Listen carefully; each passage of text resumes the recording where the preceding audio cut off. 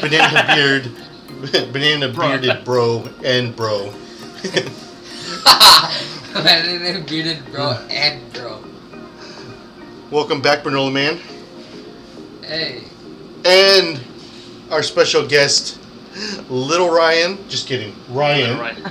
Nah. What do you want to be called, man? Just Ryan? One ball. But this is One Ball Ryan. Can I tell you why? Tell us why, please. Because in excruciating detail.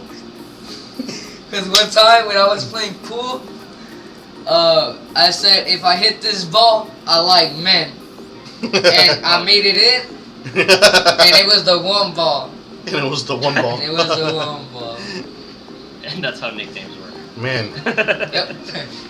For sure. If I had a nickel for every time that's happened. That you like men? Yeah. I know you do, but that's awesome. How did we get our nicknames, right, man? I don't know. I don't know either. Why am I Rayman? I think I called you Rayman before I even knew what rye bread was. So just rye it wasn't that. Wait, you're white bread? He's like, you're white bread? No, rye bread. Rye bread. Hey, you guys have one viewer now. We got a viewer. Yep. Welcome, viewer. Viewers. Welcome, viewers. I'm sure you're very, very cool. Whoever you are. I'm sure it's a she. I'm sure hit one ball. Yeah. Nah, I'm not in the stream. Alright, guys. So, for you guys that are watching on YouTube, or Twitch, actually, for that matter, today we're doing episode 6 of the Pokemon series, episode 6, season 1. Clefairy and the Moonstone. I'm excited, because we have seen this episode. It was one of the episodes that got deleted, and I remember this episode being... I don't know if it was the episode that was really funny, or all of Rayman's comments, but I do remember really enjoying this episode. I just remember, Diglett Dicks! Diglett Dicks! Freaking Ian. Oh, I just remember you being like, I'm starting to think that... What were you saying? I'm starting to think Seymour isn't a scientist. Yeah.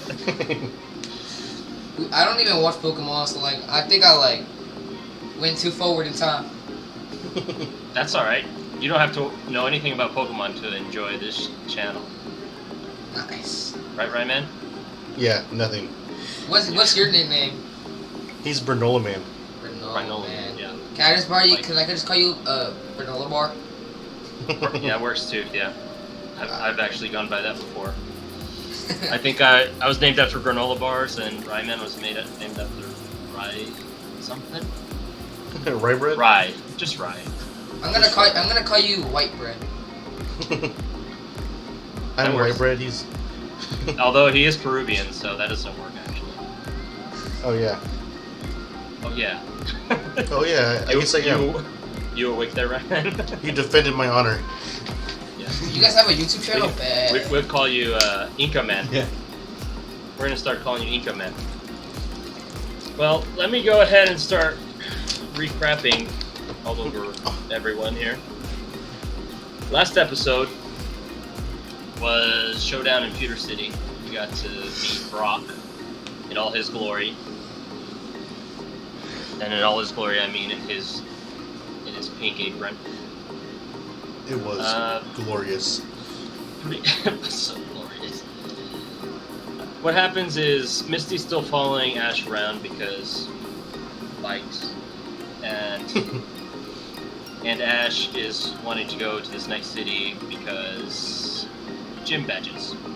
They end up stepping on some rocks and realizing that they are actually souvenirs that some guy named Flint is selling. He's a rock seller. No. Flint. Got my eyes on you, Flint Lockwood. Yeah. So, yeah, he sells rocks. I remember there's an episode coming up where someone sells water. No, not sells water. He sells, what is it? He sells bread, right? Oh, yes. The He's Snorlax. a bread episode. seller. He's not a bright baker.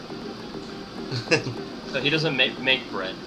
He just sells it. And I think we could say the same for Flint here. He doesn't make rocks. He doesn't paint them. He doesn't do anything special. He just finds rocks and sells them. And I guess like if it's from Pewter City, these rocks are somewhat valuable because that's where the rock gym is from. I imagine it's somewhat like if you get like a little baggie or a little bottle of sand from some luxurious beach. But so yeah, Flint shows him around. Ash goes to battle Brock in Pewter City as the rocks come together and almost smash them in half. They go ahead and start a battle, and Pikachu gets owned. Is that right? Pikachu gets owned by Onix.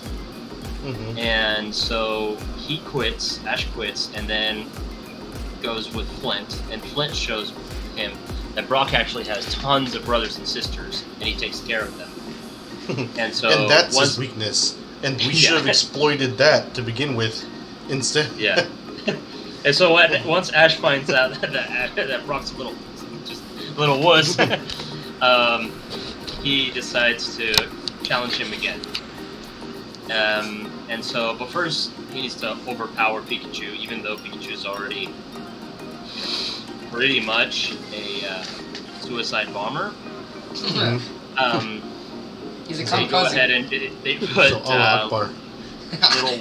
little wires to his cheeks, and then Ash walks on a windmill because there's no river, and for some reason it charges his cheeks up so much that Pikachu is seen in terrible pain.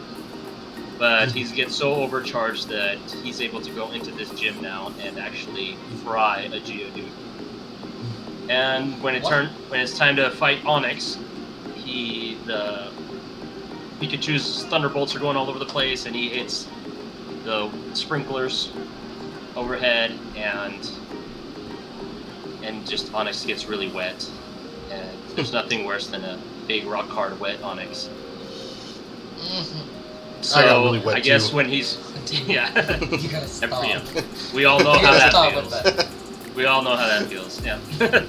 And so yeah, I guess when Onix is wet, he can be electrocuted, and Ash walks off because he said, "No, I didn't win fair and square. It was just cheating." And I think he did that because Brock's siblings were there, and he felt bad. And as he walks off, Brock's like, "No, actually, take this gym badge."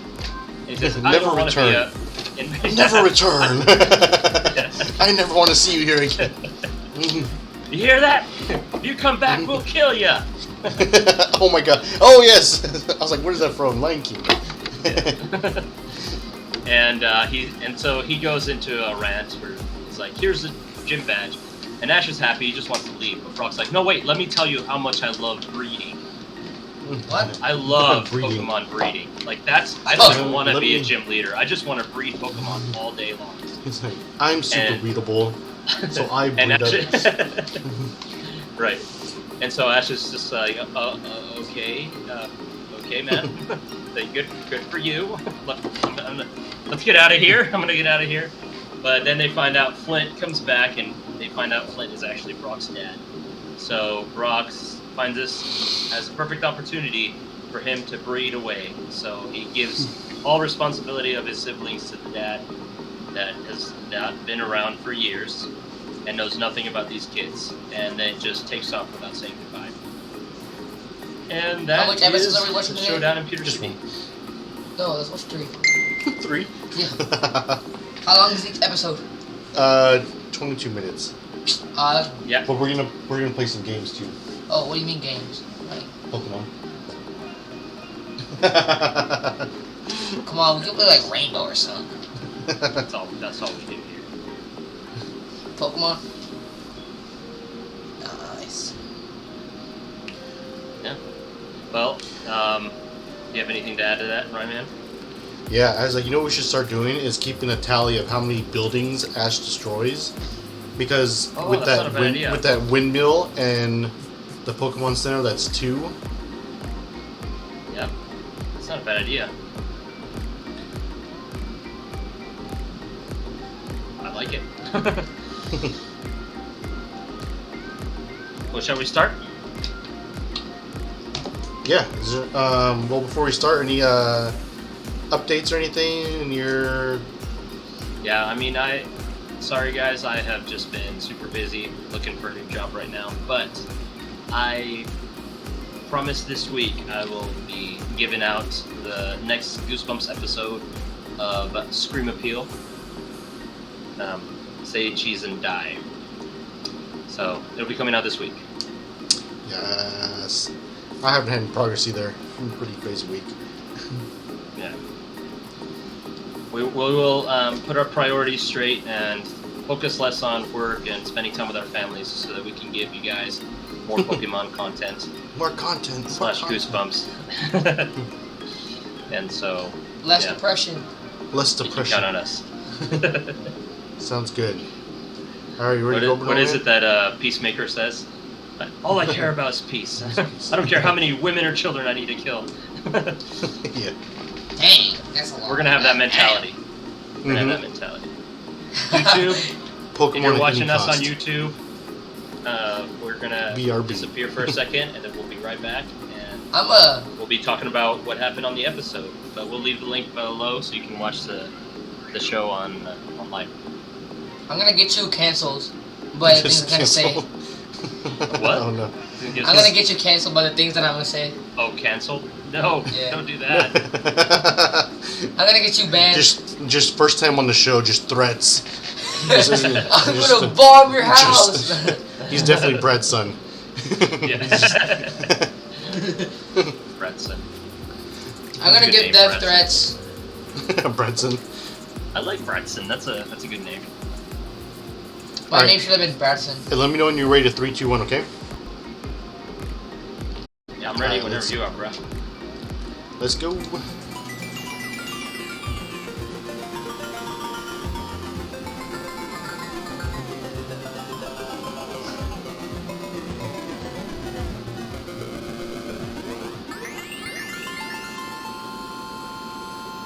Searching wide.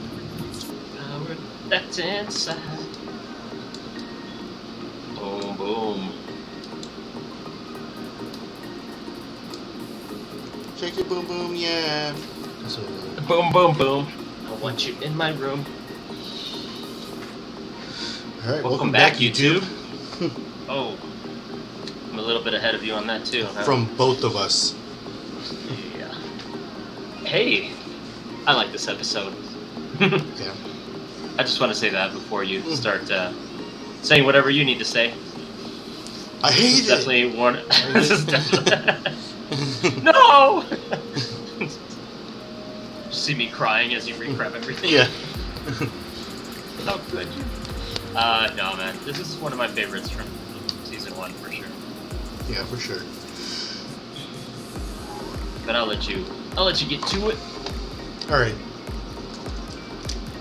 Episode starts with our protagonist heading towards Mount Moon. Brock is retelling the legend of the space rock that fell from the sky, and no one has seen the rock. And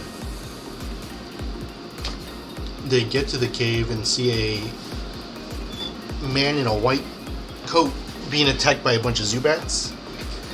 Ash electrocutes them all and saves them. He turns out to be a very eccentric Seymour, not a Sir. Wait, Ash didn't electrocute them. Yeah. That would have been pretty cool though to see Ash electrocute him. Like, Oh, I see. what would he do? Yeah. Like use some wires or something? Yeah. Maybe He one set off- episode where Pikachu just doesn't want to do the job anymore. and Ash has to figure out a way to electrocute other Pokemon. Yeah, no, he has a Nurse Joy is holding a fork near an outlet, and there's a wire stretching all the way to Ash, and she's There you waiting go. for the signal. And as soon as she gets the signal, she puts it in, and so That's what happened. That's what happened. yeah. So he gave 2 tugs on the wire, and That you really should write Pokemon episodes. right. So Pikachu electrocutes them all.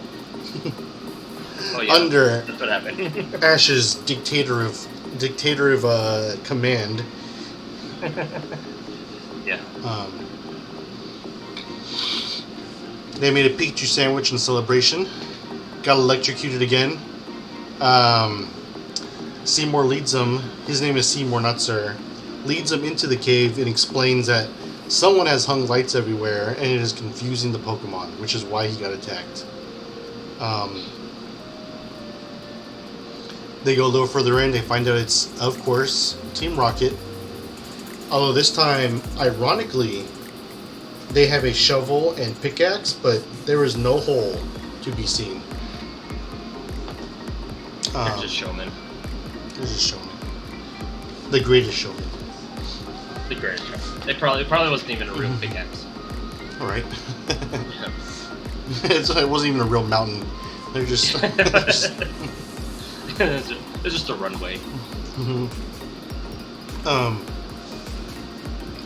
They have a quick battle where they are thwarted. And they run... Oh, I should mention too, they ran to Clefairy's there. And Seymour says not to catch them. And that he knows Ash understands. And leaves it... For reasons. Reasons beyond our comprehension. They are not to be caught. And Ash gives him one of those. Yeah. Yeah. What's that over there? Throws a Pokeball. Yeah. This is like this episode tells us that Clefairy and Clefable are like some of the most rarest Pokemon in the world, and you'd think that you wouldn't allow this scientist tell you whether or not to catch one of them. Yeah. I'm like, where'd you get your science degree, sir? He's like, I found it. Toilet store? Yeah, toilet store?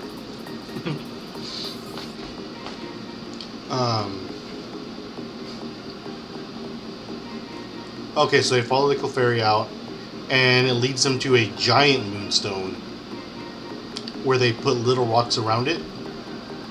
And just so happens that's the last rock that we needed for it to start glowing, which leads Team Rocket there, and we have a fake out by them with a smoke screen, and it turns out they dug underground because holes are their specialty with the rock.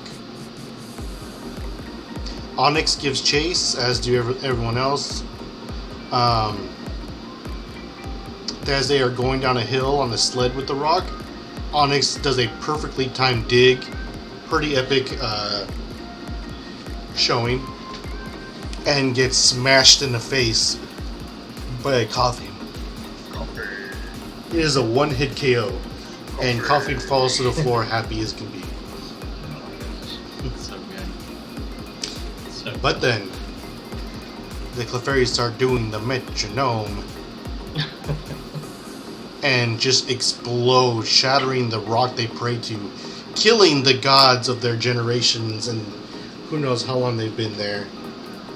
Only to find out that the little bits and pieces of their god evolves them to something greater. yeah. I don't know how much they really worship this Moonstone god, because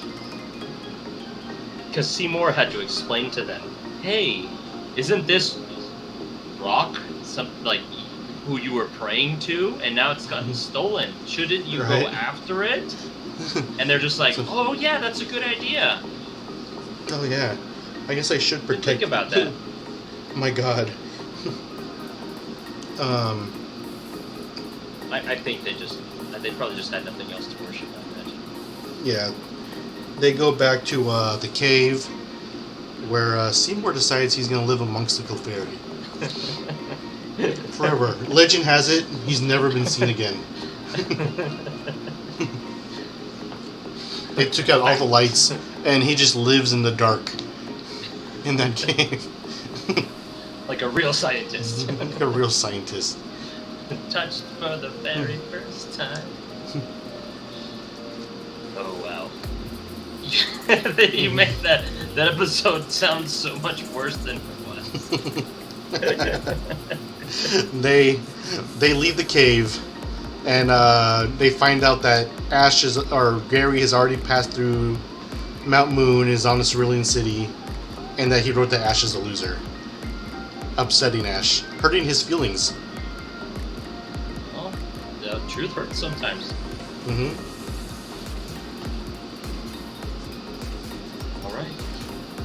All right. So, what do you think about this episode? I love. Give us your happy thoughts. I love this episode. There's just so much to love about it. First of all, we get a sneak peek at the knowledge that Brock has in his mind. As soon as they run into Mount Moon, he's already explaining the history of Mount Moon. And we get to see this with Brock for the rest of the season, really. Anytime they're approaching a new city or some kind of big monument, Brock usually knows at least a few things about it. Yeah. So he's been stuck in Cerulean City Pewter City his whole life, taking care of his pretty much his kids, his siblings. But he takes time out of his day somehow to learn about the world around him. And I give him props for that. I wonder if he took time to learn, or like he learned all these things through like travelers passing through his gym, you know? And like talking with them. Like he's been running the gym for so long that he's gotten to know so many people. Mm-hmm. Yeah, I like that idea better. I like it. Yeah, so I don't know. I think Seymour is a top tier extra. He's one of my favorite extras. I think I like Seymour as much as you like the samurai, just because I think he's funny. The first thing we see with him is that he's being attacked by a bunch of Zubat, and Ash takes out his. He's just helpless. Yeah, he's just helpless. Just can't do anything. And Ash takes out his Pokedex to try to figure out what kind of Pokemon are attacking him. And Misty has to be the voice of reason and tell him, hey, maybe we should help him before we're doing this whole Pokedex thing. He looks uncomfortable. Yeah. He looks like he could be dying. Anyways, Seymour's funny. He's a poet. He's a scientist poet. That means he's using both sides of his brain, bro. Mm-hmm. He's scientific and artistic. You gotta love it. But you can't call him Mister, or he will be very furious with you. He was about to attack Ash for calling him Mister. Do not call me Mister. It's ma'am! Oh no. It's Seymour! It's Seymour! Oh man. So we learn in this episode that there are alien Pokemon. Who are the alien Pokemon? We will never, ever know. Ever. It will never be explained. But there are alien Pokemon. And I guess they just did that for seasons upcoming, that if they wanted to make an alien Pokemon, we could just kind of look back on this episode and be like, oh, so-and-so was probably on this ship that looks like a rock. But Brock, smart as he is, he takes the opportunity to catch a Zubat. We find this out when Brock meets Team Rocket for the first time. Team Rocket is coming out, they bring out their Coughing and Ekans, and Ash throws out his Butterfree, and Brock throws out his Zubat. And we get like a pretty decent fight, right? For Season 1, we get a pretty decent fight between those Pokemon. And this is one of those episodes where Team Rocket was necessary, and Team Rocket was great. Not so much because of what they did, but because of, I guess, what they allowed the heroes to do. They put Ash and Brock in a situation where they could use two Pokemon to fight Team Rocket. They kind of work together, and we get to see that Zubat was caught. And then we also get to see an amazing, like probably the best dig attack of all time, with Onyx digging for, I don't know, miles and shooting out of the ground to Team Rocket sliding down the mountain, and then Coughing, my boy, going for, I don't know what he was going for, quick attack, tackle, headbutt, one of the following. And Onyx has, a very, very high physical defense stats. So I just want to point out that whatever attack that Koffing did, which was definitely a physical attack, and it must have hit like a truck to knock Onyx out like that. Unfortunately, it also knocked out Koffing. But yeah, I really like pretty much every character in this episode. I think the only ones that didn't make sense to me were Clefairy. They were there to just carry the rocks around and be told what to do, and just for us to see a rare Pokemon. I guess it's kind of cool that they showed the Clefairy as one of the very first episodes of this season, especially because it kind of goes along with the game. I know later we go way off the rails with what the game does versus what the show does. Yeah. But so far, we're following the game, and it's been kind of fun. I like that. We ran into Mount Moon, we ran into the Clefairies. We got to see 2 battles with Team Rocket, and both of them were pretty good. And we learned that for Jesse, that size doesn't matter, so... Yeah. Call me. We have some... This may be the Banana Beer Bros, but we got some plantains. We have some validation here. Mm-hmm. The metronome, I would have liked for the metronome to be explained a little bit more, just because in the game it just does a random attack. That would have been cool to see a bunch of Clefairies do a random attack. But I guess with the time constraint, it was fine, and we got to see a bunch of Clefairies involved in Fables, and yeah, we get to see what's his face, Seymour, live with the Clefairies. Seymour Butts? Seymour. Nice. Yeah, you gotta love Seymour. You gotta. Yeah. Yeah, I really like this episode, man. It has, it's got battles. It's got a great setting. It's got a great extra. Brock is viewed as a pretty big threat for Team Rocket, which is cool because we're still kind of getting to know Brock. And we even get to see Misty. I didn't mention that. We got to see Misty fight too. She used her first Pokemon Staryu versus Meowth. Shoot Meowth into the sky. So we got to see Ash, Brock, and Misty in action. We got a really great extra. And the Pokemon of this episode was alright, but everything around it was great. So I loved it. I love this episode.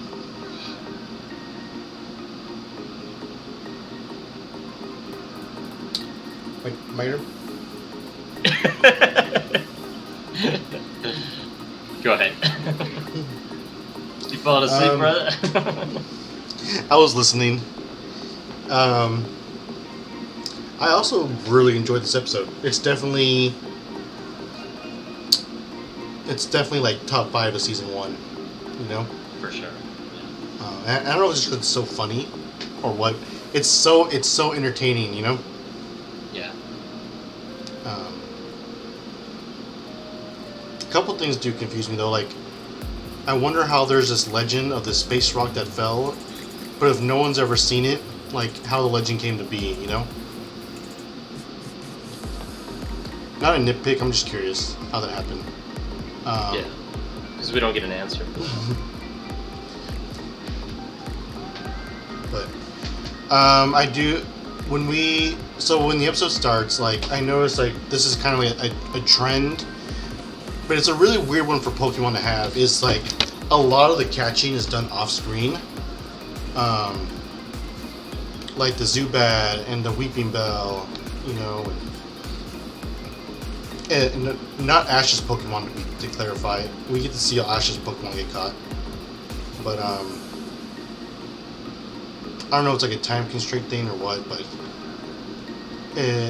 it can feel very forced when they don't allow us to experience that too, and they just want us to go along with it, you know.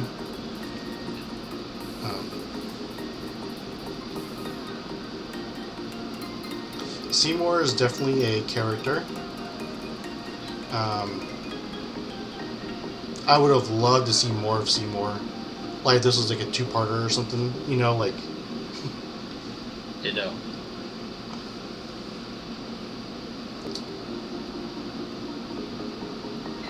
I'm trying to think, man, because you beautifully explained a lot of it, you know. Thank you. I'm just trying to see like what I can add to it. So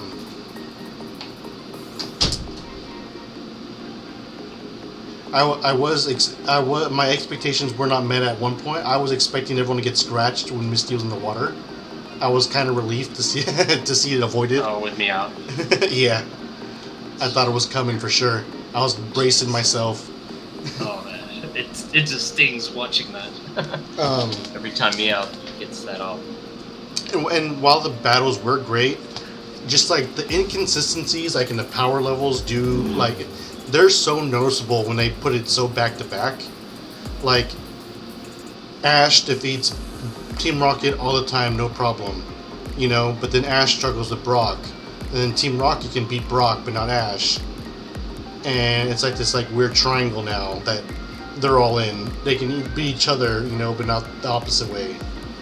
And Ash has shown that his Caterpie could defeat Team Rocket, but yet Team Rocket can defeat Onyx, who can defeat Pikachu, who can defeat giant human structures built of concrete and metal. You know. It makes the build up. I guess that Pokemon doesn't really have any build up, but I think it just makes battling less fun for sure. Or less rewarding, right? Mm-hmm.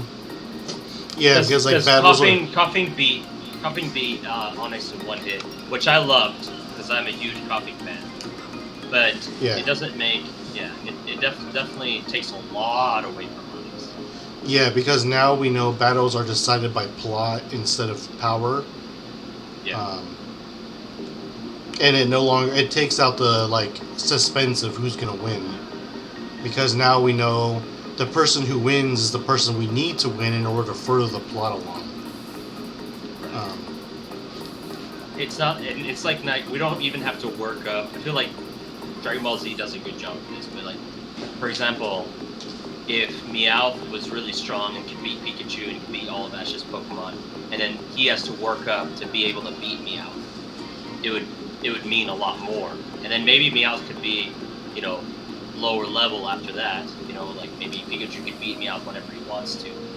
But Team Rocket comes up with different plots or different Pokemon that Ash has to work up to beat, right?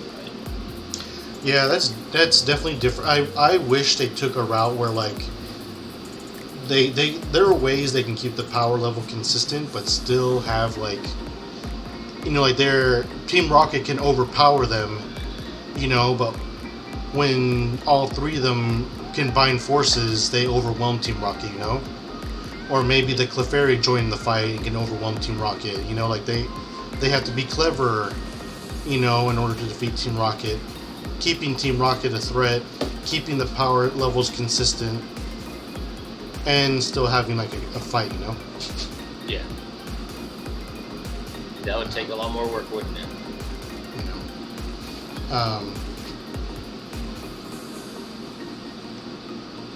I definitely enjoyed Onyx giving chase.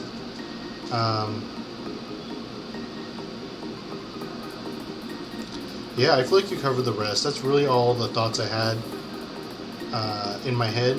You covered so many of them, and I think it's because we were both super anticipating this episode, you know? Yeah. And we were both, you know, had already seen it before, you know, like, it's really good. The pacing was good. You know, like, we didn't linger in a scene too long.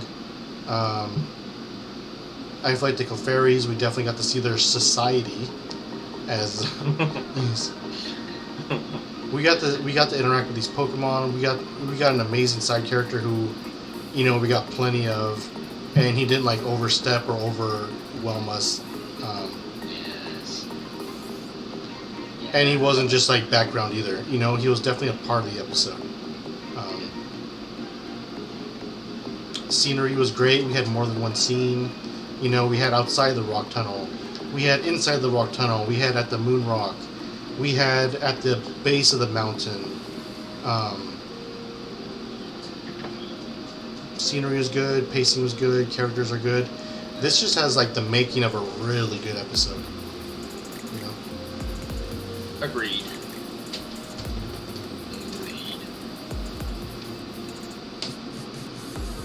Well, do you want to go to encounters? Yeah, let's do it. All right. I already typed them out here on the Twitch. But our encounters today were Zubat, Paris, Sandshrew, Clefairy, Staryu, and Clefable.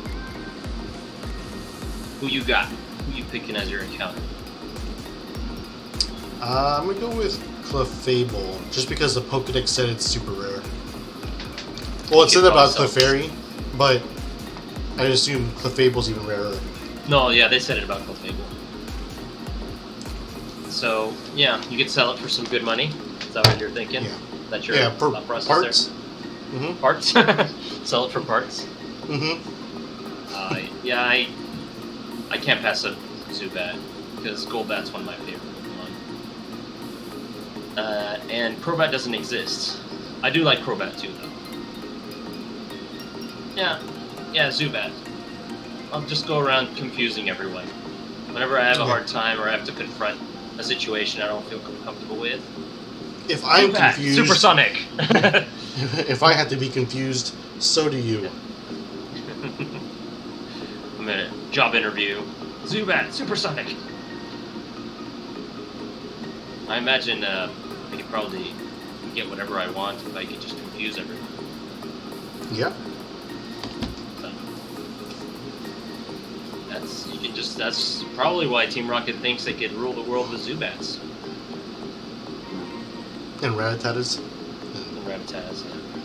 The only problem is, you know, if you run into a rock Pokemon or an electric Pokemon. You run into a Pikachu. Right.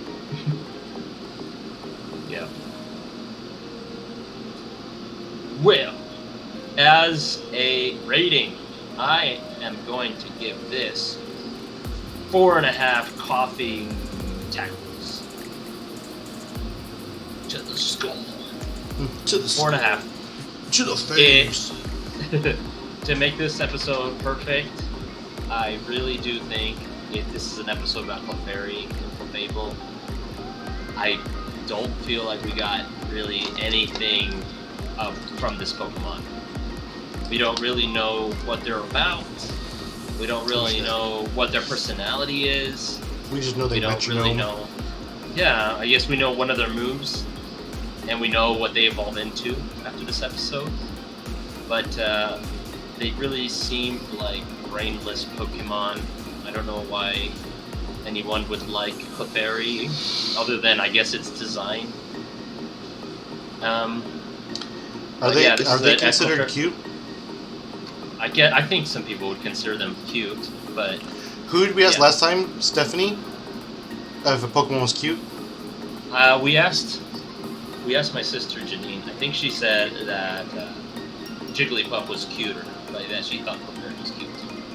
Wait, did we ask about Clefairy, or I thought we asked about a different Pokemon? I think we asked about Clefairy. You should text her and see if she's up and just be like, hey, is Clefairy cute? They're at a concert right now. What? Yeah. In Utah? Yeah, concerts happen here, bro. What the heck? No way, that's awesome. Who are they seeing? Yeah. Something... the Giant? Or the Giant? Something the Giant. Andre? Andre the Giant, yep. In his epic performance with Hulk Hogan. And he's just... Could you imagine? I mean, Andre's dead, but... Oh, wait, here we go. Watch history. Young the Giant. Yeah, I've never heard of them. But, yeah, that's what we'll see. Yeah, so, yeah, I think to make this episode a little bit better, we need to get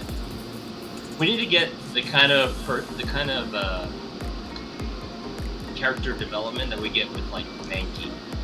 When we're done with the Mankey episode, we're like, okay, we know exactly what Mankeys are like, what they're all about, pretty much how they would react or respond in any kind of situation. That's what kind of. Well, I feel like a better example would be like the Pikachus. You know how we got to see their society. Cause that was an actual society, right? Mm-hmm. Yeah. Like, maybe explain to us: do Clefairies live in caves, or do they just go there to worship rocks? Mm-hmm. It was kind of confusing, the Clefairy thing, and I think that's what's keeping for me this episode from being a perfect one, because I pretty much liked everything else, and. Yeah, I mean, the end was alright. I don't know. I would much rather would have preferred Ash running into Gary than a little message on a sign. And maybe Gary... I don't know. I just really wish we could have a couple... More than a couple. I think Ash and Gary should have battles all the time. And I think maybe at the end of this episode what we could have had was Gary showing up and Ash, challenging him to a Pokemon match, and then maybe that would be the next episode, where Gary would just own him using one Pokemon or something like that, and Ash would see that he has a lot of work to do. Yeah, but or that's like asking for a lot. What would have been great too is if they couldn't defeat Team Rocket, and Gary saved them, like some Deus Ex Machina kind of style. That would, yeah, that could have been good too. Yep. I like that idea. Yeah, I feel like the whole write on the sign is not really strong enough. Like that they're rivals. Right. Simple.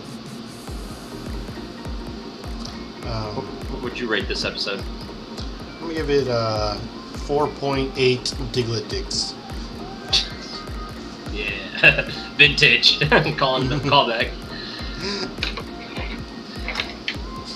There weren't even any Diglets. It doesn't care.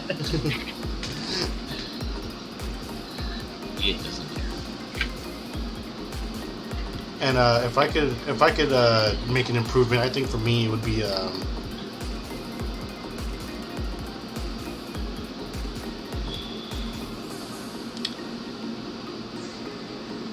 probably same. Just expand these Clefairies, make them probably have less of them if they're supposed to be so rare, and probably have it do most of the battling to protect its rock,